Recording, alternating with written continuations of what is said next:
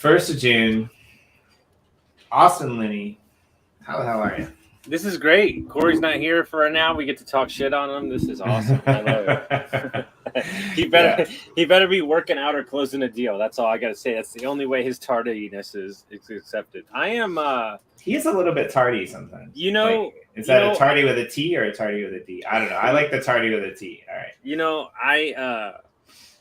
I'm. You know, honestly, I'm kind of in the feels this week. I'm just overcome with gratitude, but more importantly, on Friday, so 2 days from now, a year ago, I put the vision was to speak on stage. That was like my big goal. And on Friday, I speak in front of an entire prison of 300 inmates who want to change their life. And I think to myself, you know, the road to get here, right?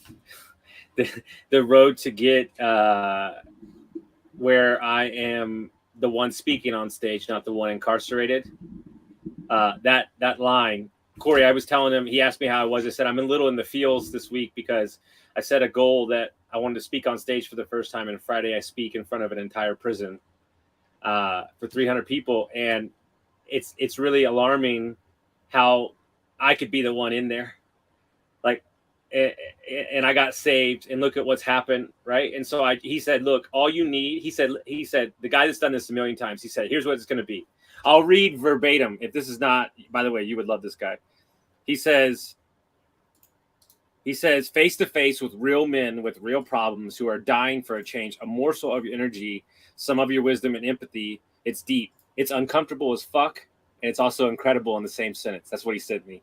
And he's like, it's going to be awkward because I'm going to make a joke about myself. Like, oh, so you mean some rich cracker white kid up here to tell you how to live your life, you know? And like fucking, you know, but it's crazy how close those lines are. You know, my girlfriend said, you know, right before you got put in, you got saved. That's what she said last week. And it really hit me in the spot, you know? And so how many times, you know, do we make that decision, right? That one little decision that changes everything. Man, it's super powerful. All right, I'm just sharing this out because not enough people are here by any stretch of the imagination. And sorry, I was a couple minutes late, guys. I was actually in building and got fucking straight up zenned out. And I was like, wait a minute, don't we have a show? Wait, that crap. Anyway. So it was nice. You know, it would have been way more appropriate if you would have shown up like 2 minutes earlier and you would have popped in and out when we were talking about your tardiness, as opposed to, you know, Austin talking to real men with real problems. But it was quite interesting because Corey couldn't decide whether he wanted to stay or whether. Well, here's the most important. Here's the most important news, though. Here's the most important news. I'm sure he's told everybody, but I'm giddy like a schoolgirl. My man Jimmy is coming back to North America at the end of this summer. I am. Hey, by the way, Corey, just so you know, you're flying up there because in September we're all going to meet up in Toronto, New York. I do not hate this. Yeah, apparently that just. I mean, I don't want to go to Toronto. Right? No. I'm totally kidding. I don't care. I don't know. Like, I just want to give Jimmy a hug. Do you want to know? Do you want to know my number one city? I want to go to Quebec City because of the food. That's like, damn it. Let's go to Quebec City. I'll do that. I've never been. Yeah, and it's like Quebec City or even Montreal. Like it's a really unique, interesting place, and I'm actually dying to go back. Jimmy, would you like to explain? Because TC says what? Yeah, so we booked a one-way ticket. We're coming back to North America for a while. You know, I don't know how long, what we're doing, but. I mean, provided they let me get on the plane, you know. Yeah, I know TC's very close as well. Like, it depends on which 3 hours in which direction. That's the real question, because you might be right beside me. Like, we don't know if you're 3 hours in the right direction, in the Jimmy direction. But you know, look, nobody's. Hey, let me tell you something. Nobody's in the Jimmy direction. There's only one Jimmy direction. You know what he said to me? He said the most Jimmy statement ever. He was talking about his life, and he goes, "At the end of this complaining, there is action, so that's a good thing." I was like, "That's the best Jimmy line ever. I'm going to use that for the rest of my life." No, I was complaining about the process, the bureaucracy, the issues that we were having to get back to Canada. It is quite a process, right? when you have to go across international borders. But yeah, I'm excited because there's a lot of people in Toronto. There's a lot of people that I'm gonna get to meet face to face for the first time. I mean, it's kind of the polar opposite, you know, but in a way the same, right? Like you get a little bit of stage fright when you go off the camera, right?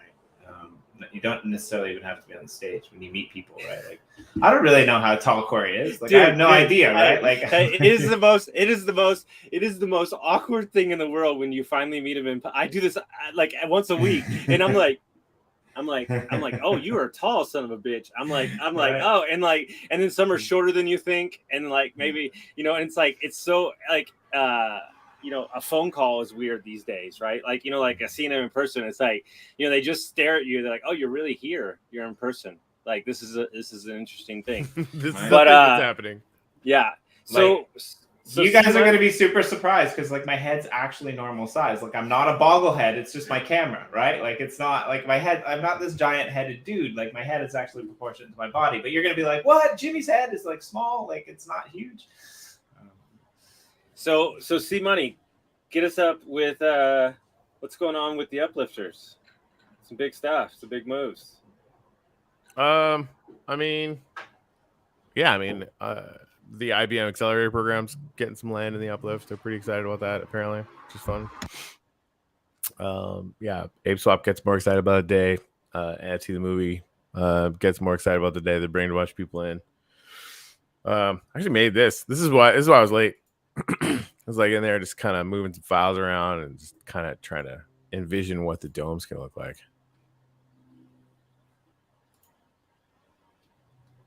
What's your answer? What's your answer there, Corey? Oh my God. No big deal. There's a zone there. And it's just a start, right? Because we need 50 aside. It's gonna be 50 in Ethereum over there, and then 50 in DGen 1 over here. And the people that are in this room are gonna be lucky as frick. I like that while I'm here. So the cubed. So Lawrence, that's a great analogy because basically he is a man on fire at all times right now. I get a text message every 3 hours of a new thing that he's done. So or that happens, right? I mean that it's. So I was listening to Masters of Class today, getting some walking in. Actually, it was a member of Austin's team, Chase, that I had a meeting with yesterday on my health because I'm definitely letting that slip, right? Like my I got about 50 pounds to lose, blah blah blah blah blah. And he's talking about the network that he built and the just the amount of stuff that comes from that. Anyway, yeah, it's funny. I walked in last night and was talking to Michelle about the fact that like it was a pretty amazing day yesterday. We had a lot of amazing news, and there's still like the guitar player is still in me, and that guy freaks out like a lot. He's like, "What the fuck? What do you mean IBM? Are you shitting me? What the hell? Like that doesn't make any sense." And then I'm like, yeah, cool down. And then like the Corey that's been around for like the last year and a half, or even the last 10 years, listening to every startup podcast that I could get, right? Like this isn't new. I've tried lots of stuff and figuring it all out or whatever. That guy he's still in me and he's fucking like very confused. I wanna share an analogy I heard on a wealth building book. He said, remember when you buy a car that first time and that payment's a little higher? He says after about 3 payments, you kind of just normalize it. It's that's true. I think it's the same way in business. I think you elevate, you expand, and I think that ultimately understanding that nobody and I want to be as clear as I fucking can. That's why I'm cussing. I coach people that have millions of dollars. They still every day doubt themselves. They just don't attach themselves to it. So if you are going to start something, just start it, because on the other side of action is everything that you need. It's the answers. And you kind of just have to get in your silo and go to work. Yeah, absolutely. Lawrence, remember, I saw little people in the peanut gallery. We're building this specifically. Yeah, the musician's definitely on vacation. And someday I'm going to take a vacation and play some music. which would be fun. Yeah, another Masters of Scale. Not that I've been obsessed with this podcast. I like, hanging out with a bunch of founders that had, $1 billion companies from nothing, right? So anyway, they're talking to the founder of Etsy and Flickr. Apparently founded both of them. And what she was talking about is the community that you have, the tone that you set in the beginning, will scale. So get it right? And it made me think back to all the early days in the Telegram and all the work that we do here, and the constantly ingraining the gratitude practice into it. But there's more than that, right? Like I think one thing that we've had gazillions of conversations about is actually excluding people, right? Like cultivating it is by choice, and those choices we make are going to scale. So, right. So like if you let people around that are, super negative and allow that to flourish, we've seen it. Cause I took the pressure off that for a while, and the Discord turned into a hot fucking mess. Right. And that is just normal around the rest of the internet. It's not normal here. Here, when we talk about, being the Uplift or being the Uplifter show or being the Uplift community, we take that like that's a real thing for us. Right. And we're not like doing this gratitude practice to scientifically increase the level of happiness in the world, just so we can have some trolls come in and mess it up, right? So like there's a whole bunch of parts to that, and I think we've been doing it pretty well, and I think we can always work on doing better at it. But it's funny, Jen, who works with us, right? Yesterday, Wax asked what the metaverse is, and Jen responded to it. We should actually find that tweet. I think I can probably find it here in a second. But she had this amazing, description of and really centered around community and around, bringing actual people together. This is getting weird. and at the end of it, she said, and we want to, actually make people's lives better. We want to actually, improve the world in a real way. And whoever was running the Wax Twitter was like, oh man, this is like really good. And it hit home for me because we're doing that. That's like an actual thing that we're trying to do, right? And it's collected, the kind of people that agree with that, right? Like we've gone through this amazing thing this year where we kind of had our little honeymoon phase, and all the speculators showed up, and that was fun for a minute, and really, and I'm really grateful for this. The moment we're dropping all of the DAO tokens, who's left? The people that are just ultra passionate about this, vibe that we want to create, this future that we want to create. Frankly, this little civilization that we want to create. That's a big fucking deal. Anyway, I'm swearing because I do. I don't have an excuse. One of these days I'll stop. The Jeff Crane from NFT the movie, they come from Utah, right? So he's got this like hard rule about not swearing, and I always feel bad about swearing around him. He's like, dude, I don't care. It's not about you. This is about me controlling my own language. God damn it. Shit. So when I was instantly into Tourette's. So when I was in university, it's funny because like my roommate, who he was a writer actually, working on a really cool novel. I don't know if he ever finished it, but he would always say to me, he's like, man, like, and I didn't swear near as much then as I do now. And he would always say, man, like, why are you swearing so much? Like the English language is this beautiful language with like, all of these words that you can use to express yourself, but you keep using these 1 or 2 or 3 words over and over and over. And I made me think, and I'm like, yeah, that's a better policy. But like recently in the last 20 years, I'm kind of going back to the fact like, yeah, but that 1 or 2 or 3 words, like when you say it in the way that you say it, it just has a lot of meaning. Like it's when you get really excited and you throw that out. I don't know if you're familiar. There's a word in Hawaiian culture called the kind, and I like it. It's not a swear word, but it might be the best word ever. And the kind is basically like our fuck. Like it's like it means whatever you want it to mean, or whatever you need it to mean, or whatever the person you're talking to needs it to be, right? But it's actually built into their culture as a language. Part of the language that was there for a long time ago, which I think is just brilliant. As a little aside, but I'm curious to this whole speaking in front of 300 inmates and wondering what the reception to your jokes is going to be. Honestly, like I need a recap of that. Awesome. Well, it's gonna be videoed. Yeah. 70% are getting out, 30% are in for life. He's the #1 educator of information, mindset, financial literacy to every prison in America. Okay. And it's very passionate. He was in jail for a while, and then there's another guy who was in jail for many years, is very famous now. And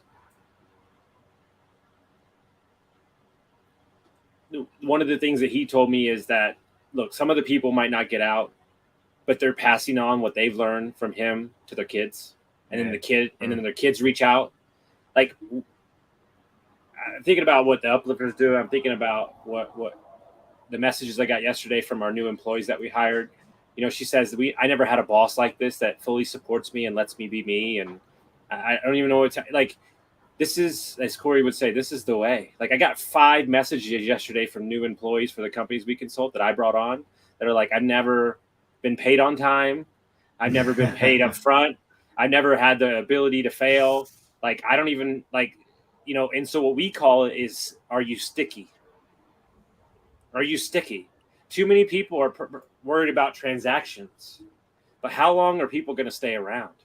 How long are you going to give them room to grow? How long are they going to be your client? How long are you going to be in business together? It's not about one transaction after another. It's, I want to be in business. Like, my clients, they want to be in business with me for the rest of their life, not like 6 months. And that is something that we don't track, right? But even more importantly, the book I was reading this morning said everybody's tracking ROI, which is return on investment. He goes, there's only one thing I tracked: return on life experiences. That's it. And, I had a good friend tell me the other day, he's like, really the only thing I care about is travel. Right. And even me, you have that musician in you. I have the alcoholic in me. And so a lot of times I don't stay where I want to stay because I'm trying to save money, like all this shit. But this weekend we stayed where we wanted to stay, and it was fucking awesome. Like, 22 floor penthouse with a fucking city block gym at my client's fucking, high rise. And it's like, okay, this is how it's supposed to feel, like actually enjoying your life, like while you're building your life. So that's my new rule. Like, and even my client who's out of town this weekend, I was like, dude, you make plenty of money. I was like, which one are you picking between? He's like, what I'm picking between, either the best out there or like mid-level. And I go, please pick the best. And he did. And he's like, oh my God, it's the best vacation ever. But we don't allow ourselves the permission to do that, like money's scarce or something, or like we're not going to go out and work tomorrow. It's like, dude, this is a never-ending process of growing and building. Like, if the Uplifters like had the best community in the world and it was worth $900 trillion, would you show up on Tuesday and not still work? No. It's like, I don't understand why people operate that way. I think the only scarcity is a habit, right? And Yes. and that, by the way, this is DJ over here. I don't know if you guys knew. Oh shit! Oh damn! Who's that guy? Let's go. Austin's the first one on the DJ side of the wall. Nice. Oh my God! I might cry. Stop. Yeah, and you're in some pretty rarefied company over here. Dude, too. can I say something? Of course. And only because of COVID we know this, and because I travel to Costa Rica a bunch. Americans have it all wrong about QR codes. Can I just say that? The Europeans and the South Americans, they understand QR codes. I think they're coming back. Maybe I'm outdated, but... So here's something everyone needs to understand, though. In our space, QR codes in crypto have been a way people have been stealing shit from other people's accounts. Oof. Here's one of the things that is really important is every single QR code you see in world, because it had to be put in by an Uplift installer, right, has been vetted. They are safe. I mean, this one just goes to austinlinney.com, right? I mean, that, duh. But yeah, so that's going to be an important thing for us moving forward, is that like every QR code that's going to be in here is going to be okay. Go back. I think he wants to take a photo. I got it. Oh. I've got Oh my God, that was awesome, man! It worked. Here, hold on. I'll get you some. It's like you're surprised that it worked. Come on. No, I mean, Yeah, I think the only thing that would stop me from showing up to work every day, honestly, would be, you know, if we lost the community that we built. Yep. Right? Like, I don't want to go to a world where we have to build things that other people want us to build. I want to be in a world where the community gets to, you know, help us. The question is that ultimately understand what everybody's working towards, and when you wake up to the fact that it's just personal freedom, that's it. Personal freedom of time. You know, how many companies do we see from a corporate level that are bloated with middle management people pushers? Like, it's ridiculous. Companies, talk about governments. Government. Well, please, let's not go down that rabbit hole because I'll get going. But yeah, but you know, and so we have a, you know, it's an obligation, right? It's a choice to create kind of something that that makes people excited, right? You know, I tell you what I'm grateful for. I'm grateful for every person that I've met in the Uplifters community. So let me shorten it up. The Uplifter community upholds its own values in everybody I meet. I got longer. Sorry, I know. I couldn't help it. There's a lot there. I'm grateful. I'm grateful. I'm grateful for the Uplifters community. That's all right.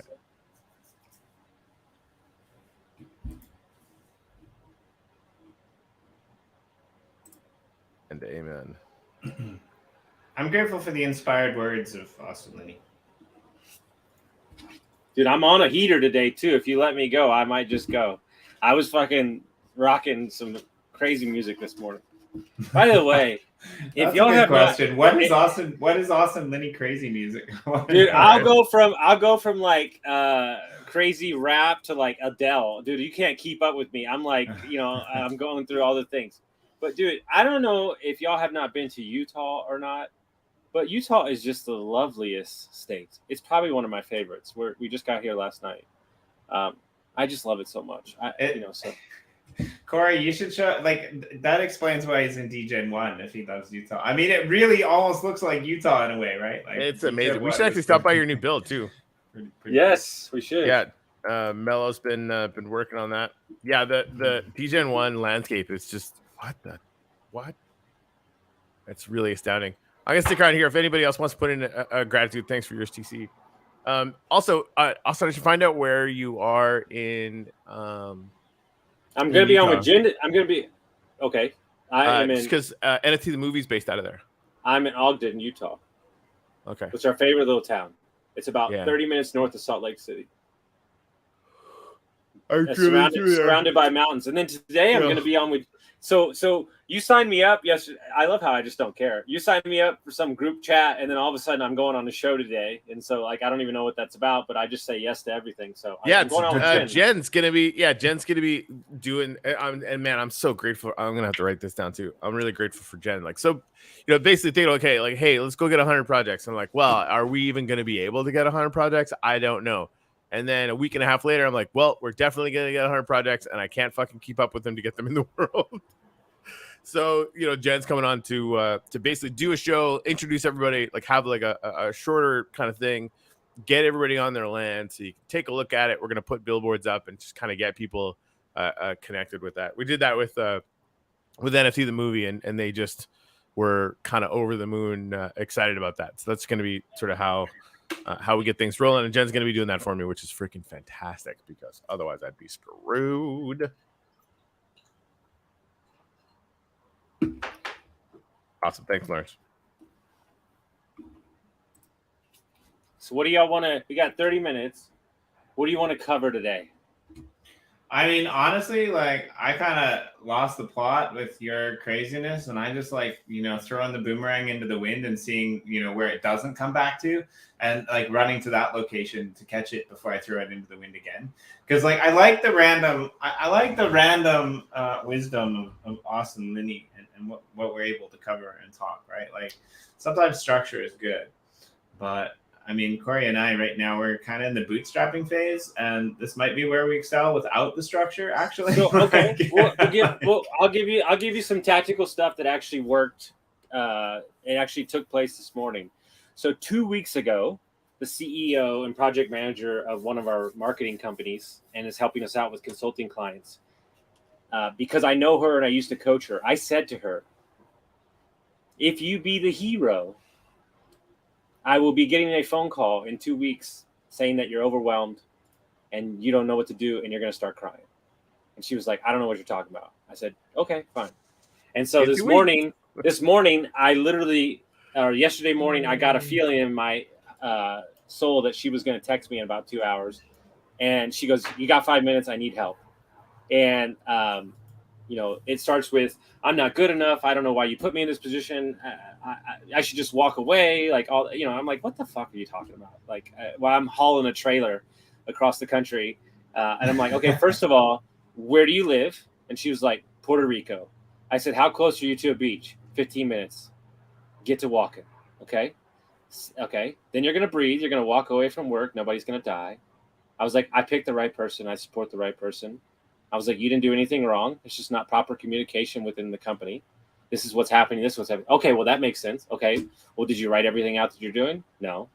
Okay. Do we have 2 VAs that could do half your work for you? Yeah. Are you using them? No. Okay.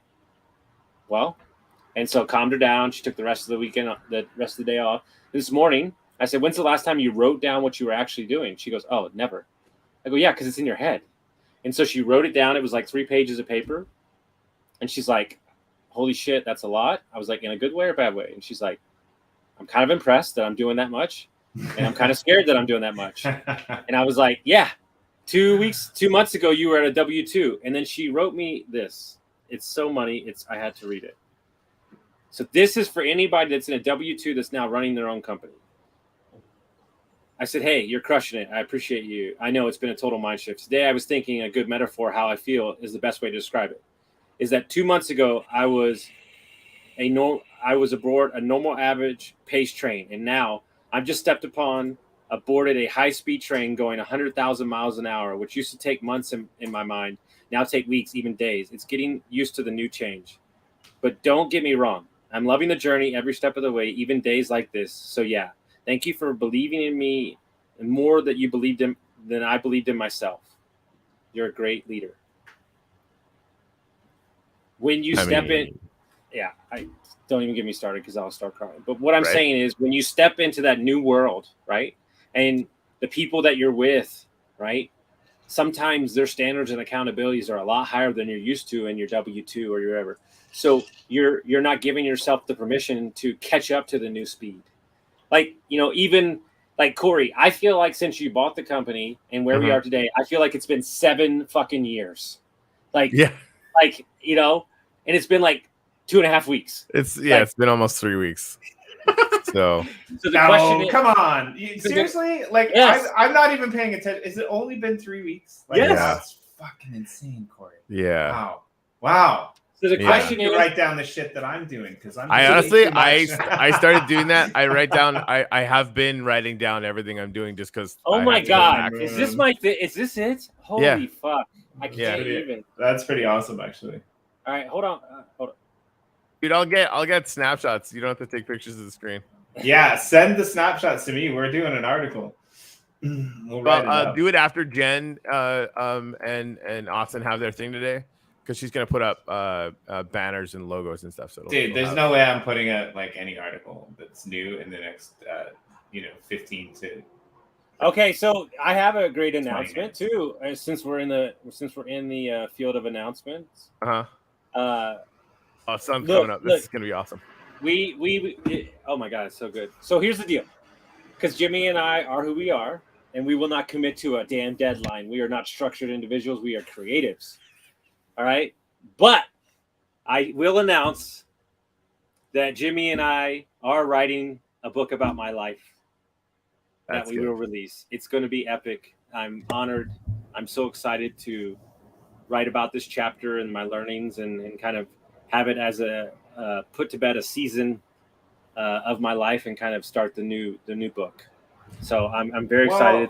It's very daunting. Well, maybe because like we're gonna use the word book very loosely. Because I think what we can do with you is going to be way better than book, and I like books.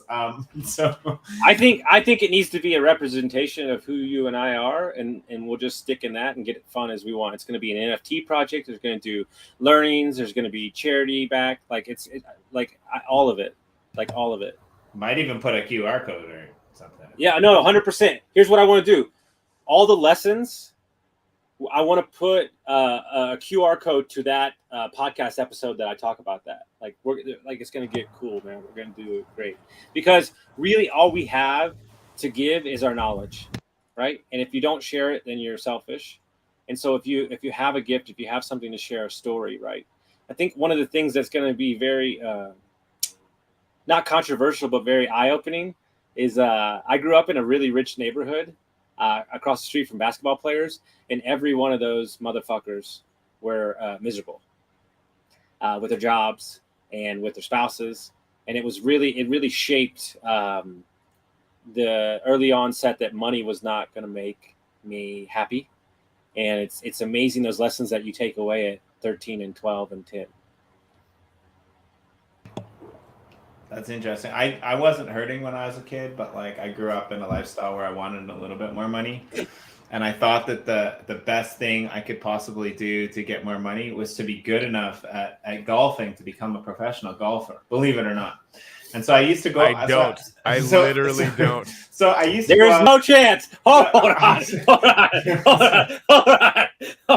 Dude, the only way I can agree with this is if you wore the baggy pants with the big socks. That's the only way. So I now I want to see really, this. Like Jimmy as what is it, Bagger Vance? Yes. Yeah, that's what I want to see. Sean's totally gonna throw this up there. But yeah, but I wasn't bad, but I wasn't good, right? Like we lived in the country, like non kind of flat grass, like a field that was turned into a lawn. And my grandma lived in a trailer next door, right? Like she had some health issues. So we had this big, long space in front of my grandma's trailer that I used to go out and I used to practice my chipping. I was pretty good with a 9-iron. I was pretty good with a pitching wedge. But like every once in a while, I would slice it and it would like the ball would bounce off my grandma's trailer and she'd be laying in bed and like the golf balls would hit her trailer or go through her windows. And like she used to freak out and stuff. And it was quite funny. And yeah, that's like kind of the beginning of my life. Like, how do I get out of like where I grew up? I was quite young. And it kind of set the standard for why I'm probably really out of shape when it comes to like sports and I don't like to run, right? Like I'm the meandering golfer, but like totally like checker pants. Like I really want to golf. Let's go golfing. Like this is how I golf too. Austin, you'll like this. I get yelled at a lot in Japan because I do it anyway, but I'm a bit of a hacker. I'm not the person who, is the best at figuring out the shots. I just kind of go with the flow. But the one thing that I almost do every single time that I golf is I golf in sandals and I take my sandals off when I get on the green, right? Like there's nothing better than, so like coming from that aspect, there's nothing better than walking on the green, whether it's morning and there's dew, whether it's amazing. Wet, right? Golfing in Birkenstocks, right? Like that's a giant no-no for anyone who's a real golfer. But like, in my opinion, why would I wear shoes that are uncomfortable? Like I'm not running. Do I really need spikes to prevent me from falling over, right? Like Birkenstocks and no shoes on the green. That's my golf style, and probably why I didn't make it to the PGA Tour. Dude, every day you learn something new. I'm blown away right now. So now we got to make him, meta universe golf course and make his dream come true. It's interesting. People don't know this about me except the people that work with me. I literally only have one goal in life. And I mean this wholeheartedly. I'll send you a picture when it happens. I want 1,000 acres because I want to cut grass. It is my favorite thing in the entire fucking world. I would literally spend all day Saturday cutting grass, listening to podcasts. And I will be you will not see a smile come off my face for 9 hours. I have gone over to friends' houses, paid their sons what do you give kids these days? What is that? Allowance. Whatever. I paid the allowance so I can mow the lawn. Like dude, I love it. I was in Idaho, just out there on 2 acres, the happiest guy you've ever seen in your world. Like, I literally love to mow grass. It is my favorite thing ever. It's funny, man, because like I, as a permaculturalist, like I hate grass. I hate it because it's a ridiculous energy suck, right? But I did actually enjoy doing grass, and this is what I actually should teach you how to do: is like old school non-riding lawnmower. Get the scythe out, you know, the push. No, the stick with the blade on the end of it. And like you really get into a zone, right? Like it's like yoga, or it's like Tai Chi or something, right? Because it's that motion, you know, step, slice, step, slice, step, slice. And when you learn how to do it, it feels great. It's really bizarre to go back to those foundational roots of like, you know, cutting down. I mean, it wouldn't be grass in those days. It would probably be weed or something like that, right? But like getting back to those roots and like putting your mind and your body and your soul to like motion of repetitive motion, but it's calming. Does that make sense? Right? Like you don't have to think, you're just there. It's almost like you're dancing, you know, with nature to be able to, you know, work out. And we don't do that as much. So I know you get massages, Austin. I've never asked you this actually. I'm kind of curious. Like, you get massages, and you've talked a couple times about, you know, meditating. Well, you kind of get the massage. You've also talked about your morning routine, where you walk in the morning, every hour, every morning for an hour, and you think about things. Do you actually, you know, practice anything like meditation where you just sit in one place and try to clear your mind, or is that something that you have the inability to do, like me? Yeah, I mean, it's a little bit of everything. There's, you know, we're in an RV that's 200 square feet, so it's not a lot of, you know, sacred time to like spend. My walking, I do like a walking meditation. It's kind of my thing, but it's actually very poignant because I made Corey schedule one for tomorrow, because in my opinion, it's really, you know, my massages are not an option. It is a closing of mind loops. It's a opportunity to disconnect from my phone for an hour and a half. Like when I get rolling, like the goal is to have 2 a week, and it's just one of those things, right? I'd rather sacrifice other things so I could do this because it makes me a better coach. It makes me a better business owner. But yeah, I mean, you know, the goal is we're already looking right now. The goal is to buy 100 acres, you know, in Texas, and then we'll have a ranch in Montana. So there'll be a lot of time where I'm going to, you know, spend time just kind of walking. But we're actually, when we build our house, we're actually going to build a meditation room, black, purple lights with, you know, little waterfall and all that stuff. So it's very important to us when we have our space that we will have that room. And sometimes, you know, I actually have the $1 million idea that I've shared like a couple times that nobody's taken me up on it. You should buy a movie theater and rent it out to moms during the day for 30 minutes to an hour, serve wine and cheese, and don't show a movie, and just let them sit there in peace and drink their wine. That's brilliantly awesome, actually. I love it. You know, because Japan, they often sit in the park and drink their wine on like little mats where their kids run around. But like, you know, the kids are still there and they're supposed to be paying attention. So just putting them in a building where like nobody can see what they're doing, that's like, I almost want to do a reality TV series out of it, to be honest. No, it's one of those things where you have there's a lot going on in life just in general, right? And so you have to take these times out, and it's really hard for driven people, right? But ultimately, like, I think the bigger issue, if you look at like meditation and morning routines and all that stuff like that, is that too many people put a label on what they should be instead of just it being what it needs to be for you. Like, everybody meditates differently. I meditate when I'm out on the golf course. Have you ever walked like the fairway and it's fucking gorgeous outside and you're just like, dude, this is amazing. And so like everybody has, but then what do we do as people? Well, I didn't meditate right. And it's the whole thing, you know, and then you beat yourself up for that. And it's like, dude, we're not looking for perfection. We're looking for a better ratio of good to bad. That's it. Honestly, like, I think in this day and age, just, you know, putting the phone away and being at one with yourself is probably a form of meditation. Like, if we're honest about it, how many people do you see out on the golf course that are walking around with their phones, right? Like, it's really hard to put your phone down, right? So I think if you're doing that, right, if you're taking that time away to be able to do that, it's a whole new ball game, really. Because I mean, going back to Canada, I might be a little bit surprised at the internet costs. So being cheap might be a good thing for me, actually. well, I tell you what, I'm very excited, and as soon as I can find a residence to mail this to, I was in Colorado. So Elon Musk has officially launched like a week ago or 2 weeks ago the RV Starlink satellite internet. I am buying it.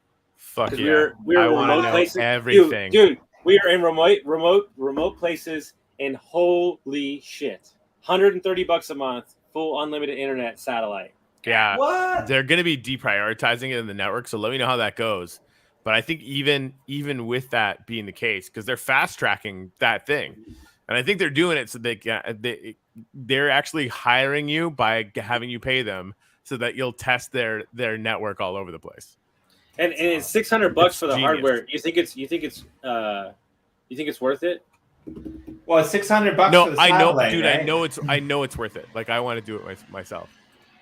But then you can take that wherever you go, right? Like, that's the beauty of it. It doesn't need to stay there. It's not a cable that gets installed into the wall, right? Like, I've been looking at it for Canada too, actually. Yeah, no, it's only a matter of time, Austin, before we get it. So, like, I'm excited that you're doing it. I want to know everything. All right. So you think it's like, I mean, so it's like the West Coast right now, not so much in the East Coast. No, dude, it's fucking satellites. Like, it's everywhere. Yeah, no, their coverage is probably going to be really intense. And here's the thing: like, every time they launch one of those Falcon 9s now, there's freaking 20 satellites in it, right? Like, they're going to have satellite coverage that's going to be 20,000 satellites in orbit. Like, you'll have that internet that you get, like, anytime that it's spotty, if it is, and I don't even know if it is, it might be blazing fast from the jump and you never even notice, right? Yeah, it's only going to get better. So that's fun. I love it. Yeah. So, all right, I got to just find somewhere to ship it. Hey, Jimmy, why Uplift so boring? I don't know. My guess is probably because you're doing it wrong. Oh, like that would be, yeah. There's events like every weekend. I mean, more events than we can I want to be keep up nicer. with. I want to be nicer about this. So you're talking about some other thing that organizes carnage. I don't want to be nicer. No, that's fine. Like organizing carnage that everyone's trying to get into some other project or whatever. So here's the thing, right? That PvP, that desire to be competitive in video gaming. Again, we're a metaverse first. That's where my focus has always been. And yes, there's Minecraft players that come in here, and yeah, they want that sort of gamer experience, right? And we have encouraged that, and other products within the Uplift have been building that out. Pretty soon, projects are going to be able to turn on PvP. We're going to have PvP events. So, like, if for that gamer type, there's going to be a lot of things coming out this year that will do that. But it's like so far down the list, dude, of what we're planning. Like, we're planning a massive network of massive businesses that are coming in to take part in a metaverse that is persistent for hundreds of years, right? So sorry if we don't get to your specific gamer style as quickly as you might like. That was really Hey, that was great. So I don't represent Uplifters. So I got a great idea. Okay. Change the fucking channel, bro. Like, how about that? Okay. Don't come in here with your fucking negative shit. This is a room of positivity. And I don't work for the Uplifters. I'm independently contracted by myself. So go have fun with your bullshit. Okay. Thank you very much. No thanks. I mean, to be fair though, I don't know what's going on, but like, I will say, like, honestly, if it's boring, you're probably doing it wrong. Because, like, how can you be bored when you have a mind to play with? Figure out what you like about it and then capitalize upon that, right? Like, people even like people that are really tied in on PvP, they start having archery contests and shit. Oh yeah, no, this is inevitable. This is really inevitable. Holy shit, that's gonna be like. That you're going to, because then ultimately understanding that if I go to Costa Rica, I don't need their network. I have the satellite. Yeah, no, people need to understand what Elon Musk's actual plan is for Starlink. And once you start to grok it, you're like, oh, every cable company in the world is dead. you guys are fucked. And like that, having it's gonna be, the kind of internet that we've been promised in sci-fi from a long fucking time ago. I mean, this is the thing, Austin. We're gonna get on my catamaran someday, and we're gonna do an Atlantic crossing or a Pacific crossing.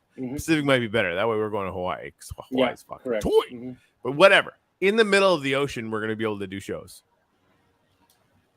Okay. Like that's right. Like because it's gonna be the same coverage as on land. It's gonna be weird, you and me doing the show and the same thing. So I'm just gonna have to tie a rope to a kayak and jet out the back for the hour. Yeah. Oh, 100%. This is something that cannot be overstated. The crypto can never be shut down because he's gonna be running nodes on Starlink. It will mean that absolutely no one will be able to stop anyone from transferring between countries, between areas. Like that's the dirty little secret of this is that even if they wanted to create China's firewall, they won't be able to do it anymore, right? If anyone did. It's just TC, very, very good point. That's completely and totally true. And it's interesting too because it was not that long ago, but long enough ago, 2-3 years ago. Dan Larimer's father was talking about his blockchain project, BitShares, and one of the things that they were looking at doing actually was creating their company on their boat in the middle of international waters, right? So that's really interesting when you put government rules and regulations on top of that layer of blockchain, right? You can go on vacation from your company or shut it down when you port in Florida, right? Your company will essentially be based on your yacht in the middle of the ocean, and you will run it and manage it from there, right? The thing Tunnel and I talk about all the time. We have this Wyoming DAO LLC, which works for us right now. We wanted to be pushing the boundaries in the United States because this is literally changing the future, and helping to bring about a future that I think is going to be a lot more actually democratic and meritocratic, and will actually show the values that I think we all hold as people in Western civilization, where legacy democratic institutions are sometimes failing. Anyways, right? So that's the kind of the goal. Now, here's where it gets really weird. We are planning for the day that may or may not come when that LLC gets dissolved and all that's left is what's on the internet. Because it's possible. We get all the systems running so that we don't have to integrate with or intersect with traditional infrastructure of any kind. And then it's just a thing that's alive that lives on the internet that cannot be destroyed. If you don't know about it, Corey has been doing shows at 1 p.m. Eastern Standard Time. And today he's going to have OXO, which is they're a music label DAO that allows every person who owns one of their assets to be a DAO member.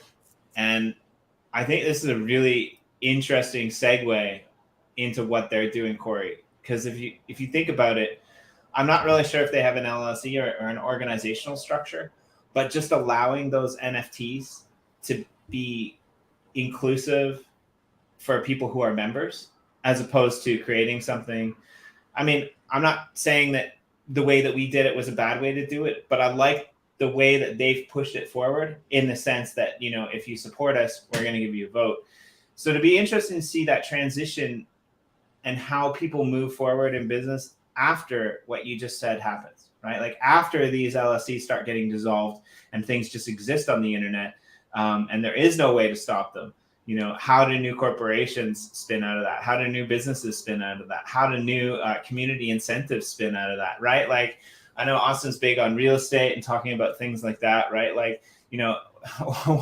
We're still a little bit in the bag, but once some of this stuff, fractalization and all of this stuff gets out there into the world, it's going to be insane, right? We're not going to be able to keep up. You want 2 people to look after the business, she's going to need 100, right? What's crazy, what's they're not in the same vein, right? But kind of something that we're already seeing a trend in business because of leverage and because of technology and because of all that stuff, right? Is that you're starting to see like a guy that's already made it or like sold his company. He's like fractional CMO or fractional CEO of like 3 or 4 companies. So like he's literally with leverage running 3 or 4 companies because they're not needing a bloated salary of, you know, $500K to run this company when you're checking in 15 to 10 hours a week. Right. And so you're starting to see that people can kind of dip it more into their passions and do a couple different things and keep their mind occupied. And, you know, when I create a space where, you know, everybody I meet says, slow down. I'm like, you don't know that like everybody, we have a CEO in each business and they have ownership of that business. And we're coming in to support them. We're supporting the person, not the company. Like if we support the person, the person can go do what the company needs to go do. And so there's been a lot of strategic planning behind the way that we operate our businesses to support people to create a space where they can have ownership of something. And so that's only going to accelerate with what we're talking about. It's only going to accelerate when you don't have to do it LLC and you get to do a DAO and all. Yeah. It's going to be super powerful. I'm super excited. Yeah, the level of efficiency and innovation that are going to be possible in this new dynamic is just, we haven't seen it yet, and we're going to, which is going to be a lot of fun. Well, yeah, Michelle was wondering if I was going to start slowing down pretty soon, and I started telling her the news yesterday, right? So I'm like, you know, basically beating up Austin's Telegram channel yesterday, just filling him in on some of these things that happen. This is not happening in a vacuum, right? This is happening because of the network that we've all built as a team over the last year and a half. And you know, putting the feelers out and then just delivering value, right? Another one of those masters of scale podcast things with the Airbnb guy. So do you want to scale, you need to do things that don't scale, which like hurt my brain at first, right? And what that actually means is you're just serving, you know, the communities that are coming in. And for me, that's, you know, I'm going in and you know, getting 100 different communities that are coming in or whatever, right? Because we're scaling the number of people that are associated with the Uplift by at least 10 times, probably more like 50. Right. So that's my focus. And so like I'm constantly figuring out ways to you know, serve them. But that has so many ramifications, right? Like I go in and I put up a billboard, Jen and I did, for NFT the movie, right? And, you know, we took some pictures of that or whatever. Gary came in and took like a really quick video. We showed that to them. It blew their goddamn minds. The next day they had 7 people ready to come in and join them in a little cluster, right? How do you get to 100? Serve one. Right. Mm-hmm. And like, you don't slow this down once you hit this momentum. Right. And it makes sense. Like I went for a walk this morning. Like, I'm doing all the things to try and, you know, maintain, you know, this level because we're creating a tsunami. Right. And you take a break after the fucking tsunami crests, not before. Did somebody tell you to, did somebody forget to tell you that we're in crypto and the tsunami never crests? Yeah, I might die. But I mean, that's not even necessarily true though, right? Because like I think we can develop over the, you know, because it was always my plan to come in and literally leave every single atom of myself on the floor after 90 days, right? Mm-hmm. To come in and mostly to make sure we actually survive, which is not a foregone conclusion by any stretch of the imagination, right? Step number 1, don't die. Step number 2, you know, kick the crap out of things and hit the stratosphere, right? But yeah, so like 90-day commitment to just literally leave, you know, every ounce of mental RPM on the floor. And you know, the flip side of that is that feeling that everybody has, like, oh my God, it feels like it's been 7 years and it's been 3 weeks. Like, yeah, that's the idea, right? And while, you know, other people in crypto are freaking, you know, running around with their hair cut off or their hair on fire, sorry, and worried about, you know, the downturn. Like, no, man. And Jimmy and I talk off air about this all the time. Like, for some really almost perverted reason, we love the bear market. Well, let me ask you a question. Exactly, yeah. Are you actually invested in your thesis, or are you just playing that you're invested in your thesis? Because he's ridiculously invested in his thesis. No. You know how hard it was to get him just to take one flipping day a week off. Like, I know that was impossible. But all I'm saying is crypto, real estate, everything. If you're freaking out when the market turns, are you acting like it's not supposed to do that? Yeah, like read a couple. Dude, they don't know. Read some history books. Hello, like there's cycles. This is like, you know, that's why I don't feel like when you put all your life savings in something, like, you know, like you can't. That's not the way the world works. I think this is an important point, and like everybody watching this, you guys already know this, but go find somebody who doesn't know this and explain it to them, right? like people just getting into the play to earn, hype cycle game now, right? Yeah, you can do all right, but it's just the ICO hype cycle a thing again over, right? Like, and it's you can't even blame the projects for constantly moving from shiny thing to shiny thing to shiny thing, because that's what the buyers are doing, right? Buyers aren't sticking with anything; they're constantly looking for the next alpha, which is what makes the ICO wave happen. That pump and dump thing. The buyers are forcing that to happen because they're going and constantly buying the shiny new thing over and over and over and over and over again. Fine, right? We rant all the time about the fact that like one of the coolest things about crypto is that you don't need to be an accredited investor to get in here, right? So you don't need $250,000 liquid, but it also means that a bunch of ignorant fucks are getting into investing for the first time, and I was one of them a few years ago, right? And this was after reading, well, probably 5 years ago, whatever. But I mean, anytime I get into anything, I read like 5 or 6 books on trading, that mentality, whatever, and you can always tell the difference of people that, know what they don't know and come in and are trying to work on it. But that's like, it's not an easy thing to get into this. And what Austin said, like when you graduate to the level of understanding that these markets, all markets run in cycles, and that the down cycle is where all of the rich people are made, all of them, right? Like, and again, some people will get lucky, great, right? But like the 0.01%, and they're very noisy, right? Like, oh, I bought a Bored Ape and now I'm fucking rich. Fine, great, right? And that happens sometimes. But there's a way to make it certain. And that way is to be constantly learning, constantly working, constantly diversifying, and doing it in a down market, right? And TC will be saying like, dude, I'm freaking buying the whole time. Well, it's an opportunity to breathe. Like it's an opportunity to like take a pill. No, like it's not. No. What I'm saying is like real estate. I'll use real estate for there's number one thing I don't like in real estate. I don't want to be rushed. Yeah. And when you have a crazy market, it's like, oh, you gotta buy this, and then you turn around 2 years later and you go, oh, damn, I overpaid for that thing. It's like, right, and it's like, no, right now it's perfect because guess what? Who has all the leverage? We're closing on a hotel in 60 days. We're closing on a property on Friday. Like, guess who's getting the terms they want now? We are. You know, hey, write the book because the seller's now freaking out when they had all the power, and look how quick that changed 2 weeks. Yeah, so it's like, dude. So it's like, boom, now it's time. Like, we're gonna double down. The greatest thing I ever heard, and then I got to get out of here, is Ed Milet's company came to him, who he consults with, and they're a big management company, big financial company. And they said, look, guys, we're gonna cut payroll. We're gonna slow down some of our marketing efforts. And he goes, no, you're not. He goes, you're going to go out right now. You're going to get $1 billion loan. We're going to hire more than we've ever hired. We're going to double down on our training, and we're going to flood the market in a down market. And we're going to thank ourselves 5 years from now that we did all this. 100%. Like this is absolutely the way. And part of what we're doing with Ethereum and with the Uplift anyway, right? Like I think of all this stuff as a network. We're finding all the people that are wanting to run and gun right now and who need our support, frankly, right? There's people that are the companies and projects that we know and love that are going to go through a challenging moment. Cool. We're going to invent our way out of that shit together. So it's going to be fun. Austin, love you, man. Love you guys. This down market. By the way, Maverick meeting this weekend, probably at the very latest. There's just too many people yelling at us to do that. So yes, and not to mention that Top Gun came out, and I just watched it. It was fucking amazing at IMAX. So I heard that. Dude, I'm telling you, and I am skeptical of movies. It was one of those movies. Like it was probably one of the better ones I've seen in a long time. Huh. It was. So watch it at the IMAX.